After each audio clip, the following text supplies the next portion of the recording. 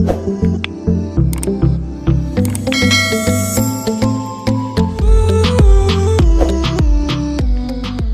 नमस्ते साथीहरु, स्वागत छ तपाईहरुलाई हाम्रो च्यानल नेपाल इन्जिनियर्स लोकसेवा सोलुसनमा। आजको भिडियोमा लोकसेवा आयोग सिभिल हाइवे उपसमूह 2073 साल 11 महिना 25 गतेको चाहिँ सिभिल इन्जिनियरको चाहिँ यो सेट लिएर उपस्थित भएको छु, जसमा हामीले चाहिँ 25 वटा क्वेशन डिस्कस गरिसकेका छौं। पहिला डिटेलमा चाहिँ यसको चाहिँ डिस्कसन भएको छ। यो यदि हेर्नु भएको छैन भने अहिले आई बटनमा आउँछ, तपाईहरु हेर्न सक्नुहुन्छ। आई बटनमा क्लिक गरेर हेर्नु होला, कि त इन्ड स्क्रिनमा पनि आउँछ, कहीँबाट पनि हेर्नु होला, यो डिटेलमै हुन्छ। अब क्वेशन नम्बर 25 मा के थियो त? 25 मा थियो quality control is done by. Quality control चाहिँ कसले गर्छ त? 25 को चाहिँ यसको चाहिँ सही उत्तर हुन्छ सुपरभिजन अफ वर्कबाट चाहिँ क्वालिटी कन्ट्रोल हुन्छ। अब क्वेशन नम्बर 26 मा के छ? जुन चाहिँ कन्सल्टेन्टले गर्छ है। अब क्वेशन नम्बर 26 मा के छ? The object of technical planning is.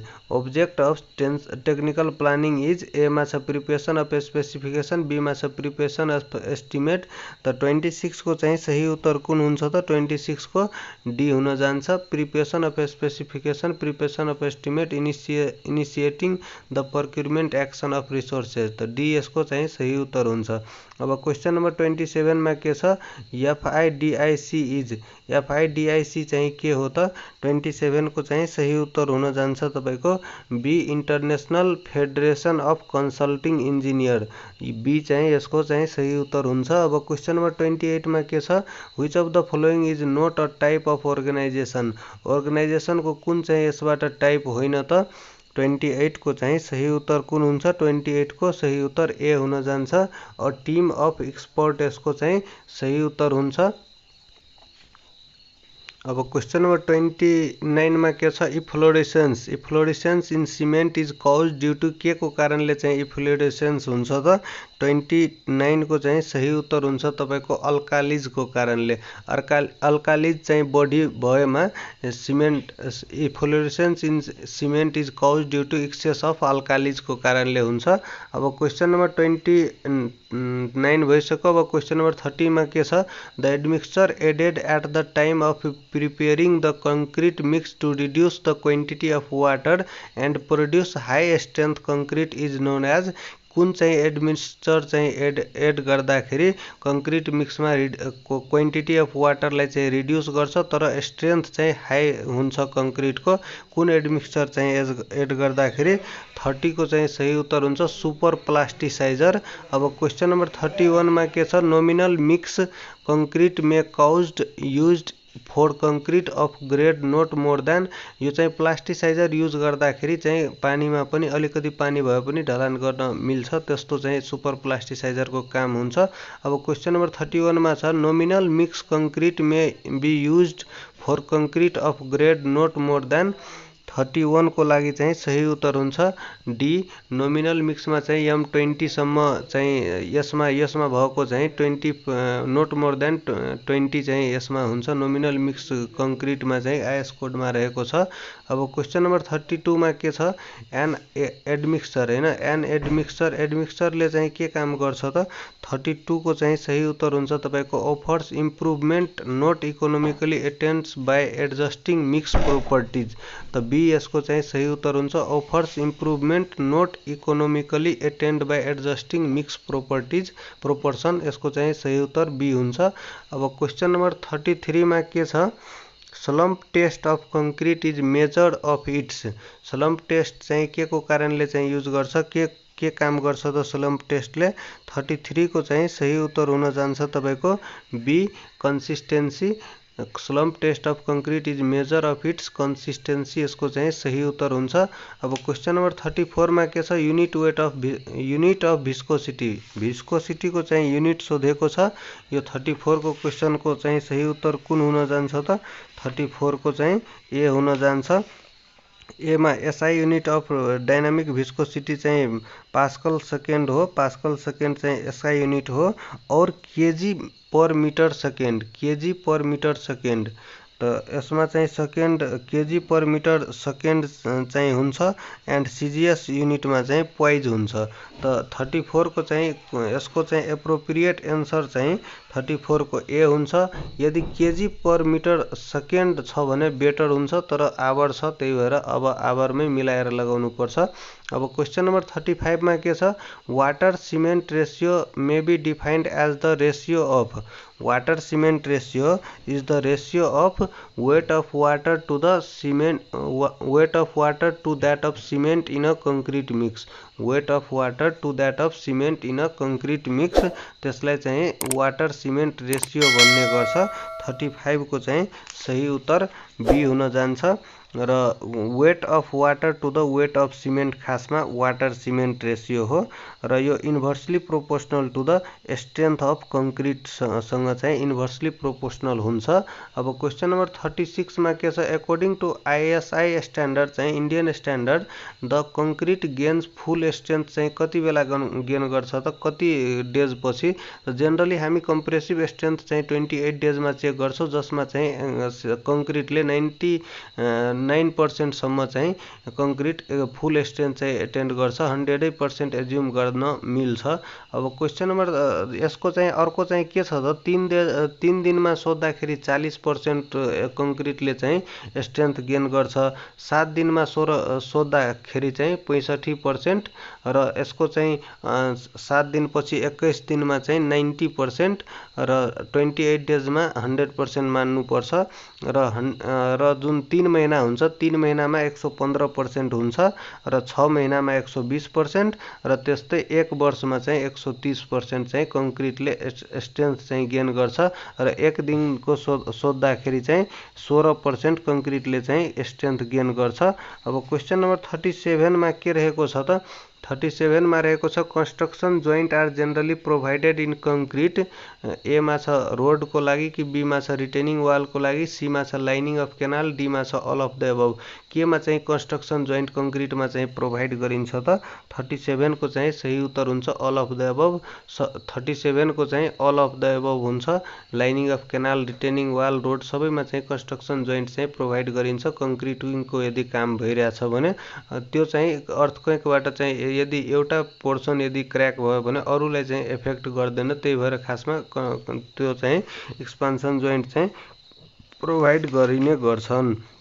र अर्को चाहिँ के छ त, जुन चाहिँ लार्जर क्वान्टिटी अफ कंक्रीट यदि सिंगल टाइम भइरहेछ भने at first we can not pour a larger quantity of concrete in a single time, so that at that time a certain portion has poured as per recommended shuttering design and remaining portion will be poured after a certain period in that the construction joint are using to connect the old and fresh concrete and it is called cold joint. Generally it is provided at road, retaining wall, lining of canal and other type of RCC structure। अब question number 38 मा के रहेको छ, 38 मा छ for quality control of Portland cement the test essentially done is, कुन कुन test चाहिँ गर्नुपर्छ quality control of Portland cement को लागि त।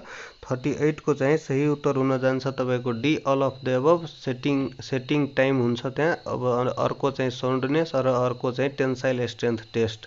अब क्वेशन नम्बर 39 मा छ increase in the moisture content in concrete, concrete को चाहिँ मोइस्चर कन्टेन्ट इन्क्रिज भइरहेछ भने इट चाहिँ does not change the strength, B मा छ रिड्युस द स्ट्रेन्थ, सी मा छ इन्क्रिज द स्ट्रेन्थ, डी मा छ अल अफ द अबव।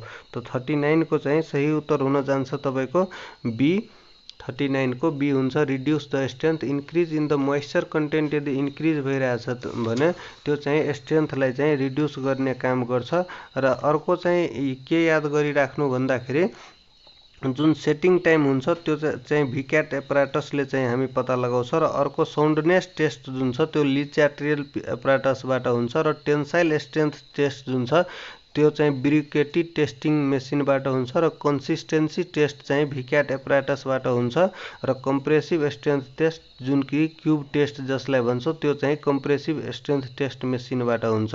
र अर्को चाहिँ स्ट्रेन्थ अफ कंक्रीट यदि छ डिक्रिजेज भइरहेछ भने मतलब वाट मोइस्चर कन्टेन्ट यदि इन्क्रिज भइरहेछ भने कंक्रीट स्ट्रेन्थ अफ कंक्रीट चाहिँ मतलब डिक्रिज हुन्छ र त्यो चाहिँ यदि मोइस्चर कन्टेन्ट यदि कम भइरहेछ भने स्ट्रेन्थ अफ कङ्क्रिट चाहिँ इन्क्रिज हुन्छ। यो चाहिँ भाइस भर्सा हुन्छ, यो कुरा याद राख्नु होला। अब क्वेसन नम्बर 40 मा के छ, maximum size of coarse aggregate in concrete. कङ्क्रिटमा चाहिँ maximum size of coarse aggregate कति हुन्छ त? There is no restriction to follow the size of concrete. खासमा चाहिँ मोस्ट अफ द वर्कको लागि 20 mm सुइटेबल हुन्छ र 40 mm or more size may be permitted in concrete element with thin section closely spaced reinforced or small cover consideration should took the 10 mm nominal minimum size. Thus the nearest option is a हुन्छ 45 mm। खासमा चाहिँ यसको चाहिँ 40 mm or more size to be preferred हुन्छ, त्यही भएर यसको चाहिँ नियरेस्ट अप्सन चाहिँ ए हुन्छ। खासमा 40 mm बेस्ट एन्सर हुन्छ। अब क्वेसन नम्बर 41 मा के छ त, full form of PVC used in pipe is. यसको चाहिँ दुईवटा बुकमा दुई टाइपको चाहिँ रहेको छ, त्यही भएर यसमा चाहिँ खासमा पिभिसी स्ट्यान्ड फर पोलिभिनाइल क्लोराइड हो, जसको चाहिँ फर्मुला चाहिँ CH2 डबल बोन्ड CHCl हुन्छ। र अर्को चाहिँ पिभिसी थर्मोप्लास्ट मेटेरियल खासमा हुन्छ र सिन्थेटिक प्लास्टिक पोलिमर जुन छ which produce by the polymerisation of vinyl chloride हुन्छ र केमिकल फर्मुला चाहिँ CH2 डबल बोन्ड CHCl हुन्छ। पोलिभिनाइल क्लोराइड यसको चाहिँ सही उत्तर हुन्छ। यसको सही उत्तर ए हुन जान्छ, 41 को चाहिँ ए हुन्छ। अब क्वेसन नम्बर 42 मा के छ त, 42 मा रहेको छ the rock generally used for roofing is. रुफिङको लागि चाहिँ कुन रोक चाहिँ जेनरली युज हुन्छ त? 42 को चाहिँ सही उत्तर कुन हुन्छ त? ग्रेनाइट खासमा हाम्रो पायर, ब्रिज, एबटमेन्ट, रोड, पेभमेन्टको लागि युज गरिन्छ र बसाल्ट जुन छ बसाल्ट त्यो चाहिँ रोड, मेटल, पेभिङको लागि युज गरिन्छ र स्लेट चाहिँ रुफिङ और फ्लोरिङ मेटेरियलको लागि चाहिँ जेनरली युज हुन्छ र प्युमिस चाहिँ लाइट वेट कङ्क्रिटको लागि युज हुन्छ। त्यही भएर 42 को चाहिँ सही उत्तर कुन हुन्छ त? स्लेट हुन्छ। स्लेट चाहिँ जेनरली रुफिङ मेटेरियलको लागि युज हुन्छ। अब क्वेसन नम्बर 43 मा छ, which of the following substance dissolve in solution of alcohol while or turpentine produce varnish.